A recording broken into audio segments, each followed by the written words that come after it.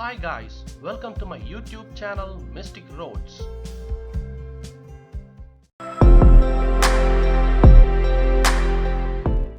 Welcome to Bhutan. I'm Nawang Dorji. So let me talk about Bhutan. Bhutan is a Himalayan nation, and there are a few valleys like Paro Valley, Thimphu, Punakha, Bumthang, like that. But most part of Bhutan are mountainous country, and here, administratively, Bhutan is divided into 20 districts. We have 20 districts, and Thimphu as the capital of Bhutan, and people are culturally divided into uh, Eastern Bhutan, Central Bhutan, Western Bhutan, and Southern Bhutan. And languages also depend with the region. So there are we have recorded around 23 languages, but right now around 16 are still spoken. And Dzongkha is the national language here. Bhutan is one of the most pristine, rich in heritage, and deeply rooted in culture. Ever since Bhutan started modern development, they have we are deeply committed into sustainable development. Bhutan is a small country with population around less than 700,000. Here, around 70% of Bhutanese are Buddhist. So, Buddhist in the sense we practice mostly Himalayan Buddhism called Mahayana and Vajrayana form of Buddhism, and around 30% are Hindu.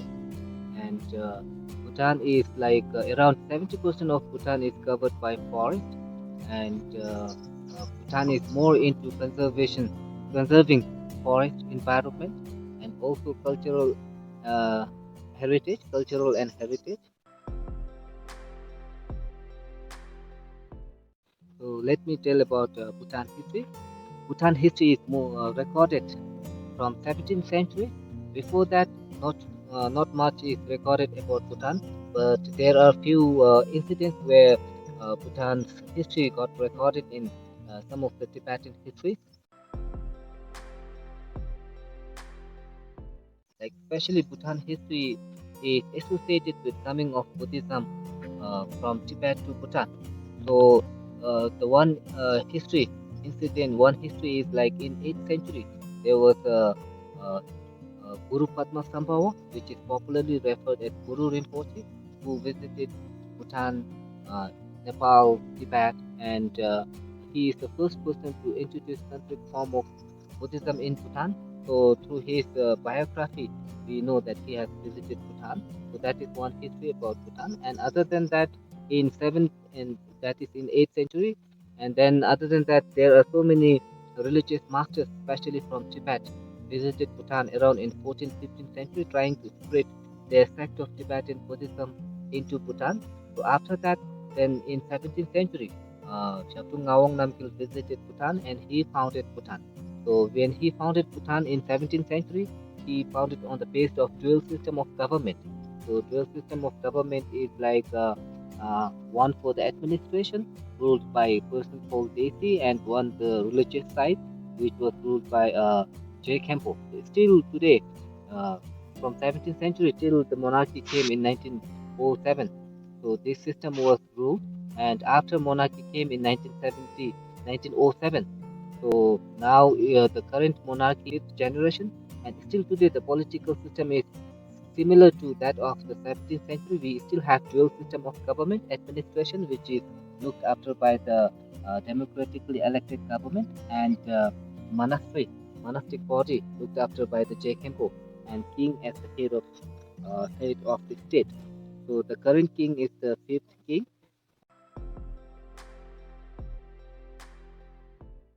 So let me share about what the government has done for the people of Bhutan. So here, any kind of development that government brings, it's more of a social economic development, and they mainly focus on social development of the people. And here, the government provides free education to the people and free healthcare, and also like in the villages, even free electricity, and in the villages like government also provides all the other incentives like free wood. If they want to construct a house, they get free timber to build the houses and other incentives as well.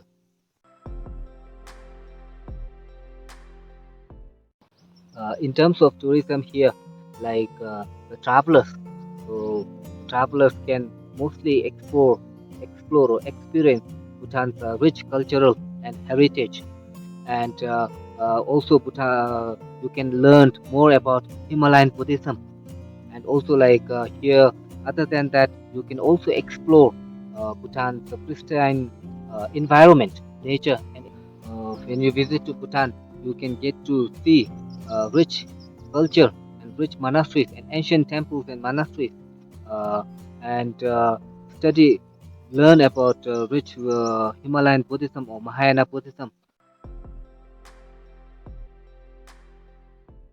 Around 70% of Bhutan is covered by forest, and even in the government constitution, Bhutanese constitution, so 60% should be maintained under the forest coverage. Therefore, Bhutan's any kind of development policy that Bhutan brings, they always focus on preserving and conserving the environment and culture, at the same time cultural and heritage. So therefore, Bhutan government has imposed or adapted the sustainable development fee for all the tourists so that they can protect and preserve the cultural heritage and environment of Bhutan. So we have a very uh, pure or pristine forest with clean mountain rivers and like so many different species of birds and endangered animals in. So Bhutan government wants to protect all these natural heritage of Bhutan. So you can visit to Bhutan for other than culture. You can also visit for festivals. There are many cultural festivals in Bhutan, and other than that, like in terms of natural biodiversity, so you can also come here for hiking and trekking in the pristine nature. And if you are nature lover like bird lovers and bird watching, so Bhutan is also one of the best destinations for bird watching. There are around more than 700 plus species of birds in Bhutan.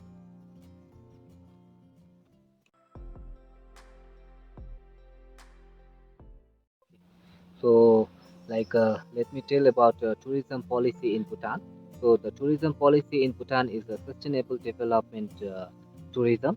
So, ever since Bhutan started tourism in 1974, they have always took that approach of sustainable development, and ever since they have made it mandatory that to visit Bhutan, certain royalty, certain sustainable development fee should be paid.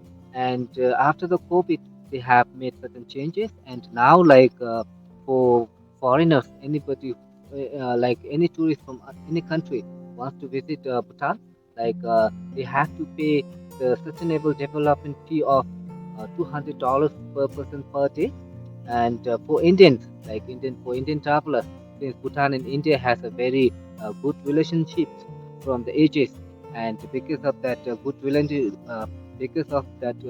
relationship between the two countries, Bhutan has provided certain concessions or certain privileges to Indian travelers.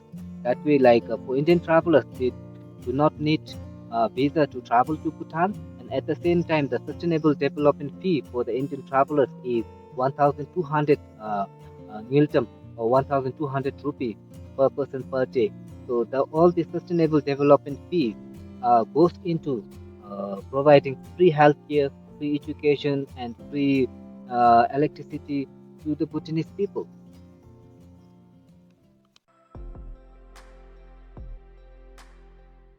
So let me talk about how to get to Bhutan, how to reach to Bhutan. So to reach to Bhutan, Bhutan shares border only with most part west, south, and east is part with India, and northern part with China or Tibet. So to get to Bhutan is you can come by flight. So we have only one international airport in Bhutan, and that is Paro.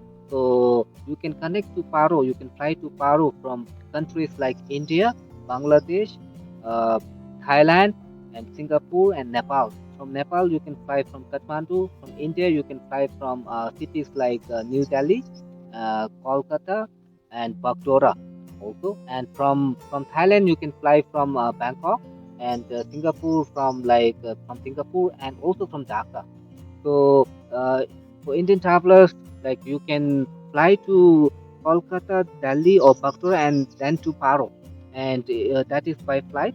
If you want to come by a road or come by a land, then you need to fly either to Bagdogra or you can come by train to Siliguri. Siliguri Bagdogra is the same, and from Bagdogra you can come by car. From Bagdogra you can travel by car to Phinsuling. Phinsuling is the border town of Bhutan.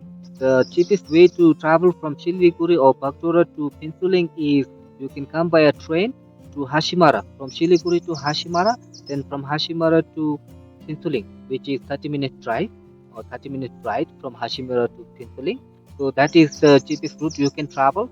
Then other is like from Bagdogra or from Siliguri, you can get a cab and directly drive to Phinsuling, which is around 5 hours drive.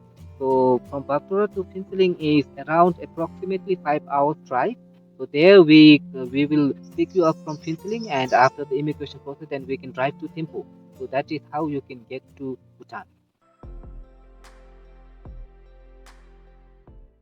So let me talk about foods of Bhutan or the foods that Bhutanese people eat.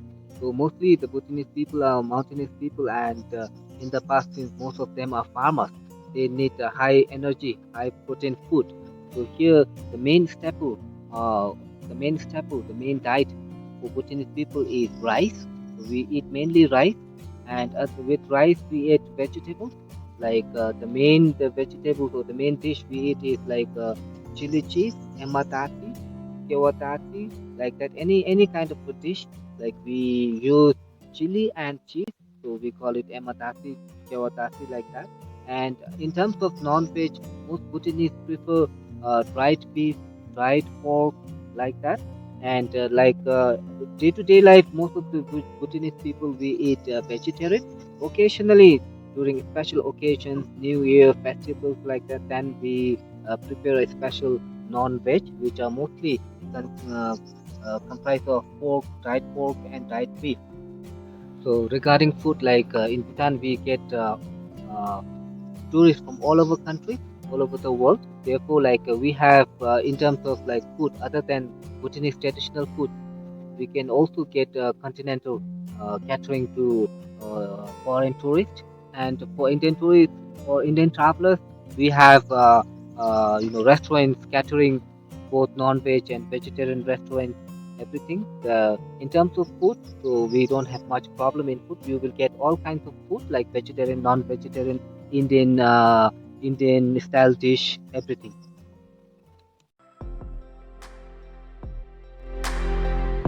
Regarding India-Bhutan relationship, India has been Bhutan's development partner since Bhutan started modern development in 1960s, and all the modern development that started in 1960s, from building roads to schools and medical facilities, everything was from the help and support from the Indian government. And still today, like most of the government acts, development acts are supported by the Indian government, and lots of Bhutanese people also go to India to study, and even in terms of military training and everything, Bhutanese military officers go travel to India to get training. And in terms of modern development, today Bhutan's number one revenue is hydropower electricity, which are mostly exported to India, and all this hydropower electricity are also developed with a partnership with Indian government, and that way India and Bhutan share a very good relationship.